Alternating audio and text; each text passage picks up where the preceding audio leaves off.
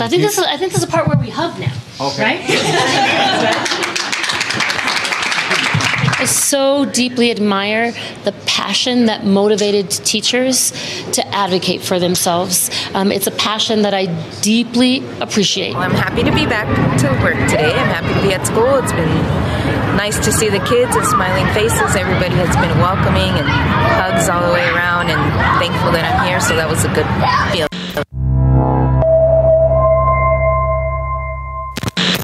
I'm Jessel Noor for the Real News Network. The Denver's Teachers Union reached a tentative deal on Thursday to end their week-long strike. Among their main concerns was low pay and an overemphasis on merit pay bonuses based on student test scores that left educators with salaries that could fluctuate wildly year to year. Teachers must still approve the deal. This is just the latest in an ongoing national wave of teacher strikes and protests across the country against privatization and so-called reforms that many educators see as an attack on their profession. Joining me to discuss this is Eric Blanc. His upcoming piece in Jacobin is titled "Denver Teachers Win Steps Forward."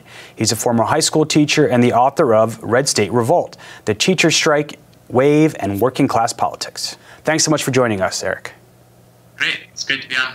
So give us your reaction to this deal that was reached, announced early this morning. You've been in Denver talking to teachers, parents, and students. Yeah, the first thing to say is that it's a victory. Strikes work, and the Denver strike, just like Los Angeles before that, has shown this very clearly. The big win is around pay. There's 7 to 11% pay increase across the board. And there's also a step away from the reliance on a merit pay system. What the teachers were able to get is more what they call steps and lanes, in which there's regular pay increases that aren't just tied to things like test scores or student learning objectives, which can be very variable and really not a solid way for teachers to be able to survive and make a living in a place like Denver, where housing costs are skyrocketing. And so talk more about that. Do you think that teachers got what they really wanted? Well, look, in every strike, it's very rare in a strike, let's say, to win everything you want. I think that major gains were won, but to be real, some of the demands around merit pay that the union and teachers had raised were not achieved in this contract. One of the points of contention was whether the district would continue to have very large bonuses for certain high-needs schools, whereas the teachers' union were fighting for really an across-the-board pay raise. So what they won was an across-the-board pay raise, but some of these incentives that really are part of the privatizer's handbook remain. So it was not a 100% victory, but most teachers I spoke with this morning feel good about the settlement. And so the idea of merit pay, which was, it helped advance during the Obama administration. Talk about why educators see that as problematic. I mean, some educators, for example, say that it causes competition between teachers instead of collaboration because, if your students' test scores are better, then you get more money. What's the issue? Talk about the issues with that. Right. It sounds good on paper. Teachers should make more if their students are doing better. The problem is that the data doesn't actually prove this. There's no evidence, in fact, that giving bonuses to teachers is actually improving student learnings. For one reason, because, to be honest, standardized testing is a very imprecise measure of what actually education is. So even on that criteria, the idea of merit pay really is a really flimsy one. And specifically what happens is when you introduce merit pay, as you mentioned, it pits teachers against each other. But it also forces teachers to start teaching to the test. And instead of focus on developing students' actual learning and critical thinking skills, what it does is that it makes teachers dependent on their students' increased test scores so that they themselves can survive. And so it's a really twisted system. Really the solution for improving student learning in schools in general is more funding, better pay for teachers so that you don't lose teachers after a year or two.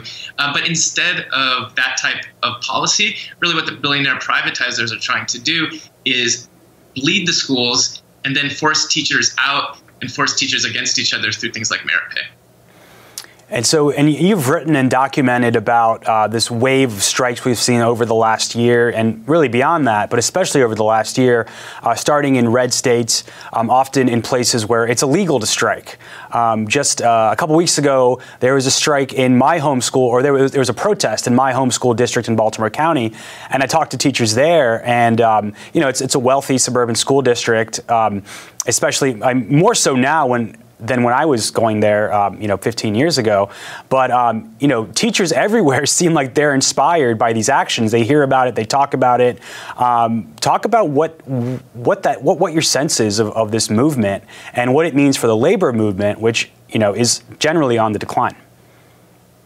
Yeah, so the first thing to say is really that for years, for decades, working class people in the United States have felt disempowered. They felt resigned to accepting conditions around them. I don't think it's true that people are brainwashed or people are conservative, like it's usually said. But if you don't have a sense of power, you're not going to fight back. And so what we've really started to see, beginning in particular with the West Virginia strike of last year, and then with the strike spreading across the country, is all of a sudden educators in particular, but workers more generally, have seen that they do have power, and that by withholding their labor, they can really force the people up top to listen to them and meet their demands. And so that's an extremely powerful idea, and it's a genie that's hard to put back into the bottle as far as the powers that be. And so that's the reason, basically, why this teachers' strike wave is continuing and is likely to keep on spreading, because, you know, the question of how you're going to win better conditions has been at the fore for years for teachers. People, they've realized that the problems of schools, that's not new. What's new is that people now have a sense of what it's going to take to win and how to win. And I think that there's starting to be signs that this isn't just in education. If you look at how the federal government shutdown was ended by the sick-outs, if you look about the talk about new work actions to stop Trump, you know, this idea of bringing back the strike is a very exciting one, and it's a very new one in the United States. And do you feel like the conversations around education are changing now? That the sort of this bipartisan consensus on this top-down reform, do you think cracks are? We mentioned how it was under the Obama administration and Race to the Top where you really saw the spread of this merit pay bonuses. And actually, Baltimore was the first city to adopt that contract.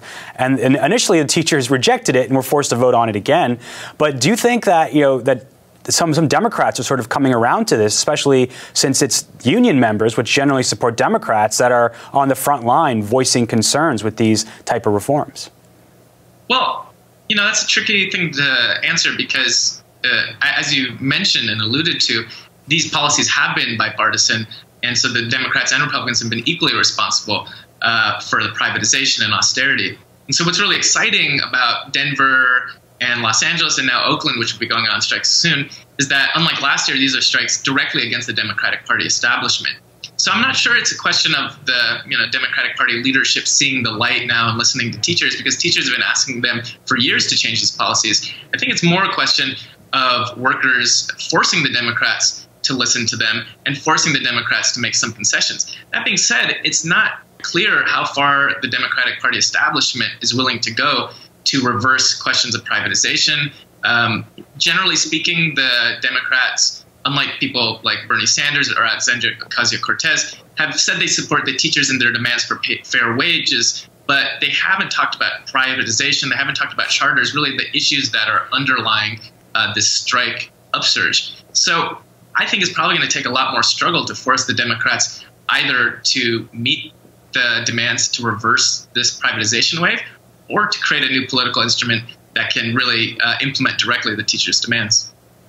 Okay, Eric Blanc, thanks so much for joining us, author of Red State Revolt, The Teachers' Strike Wave and Working Class Politics. Really appreciate it. Thanks. It's great to be on. And we'll link to your piece at therealnews.com. Thanks so much for joining us.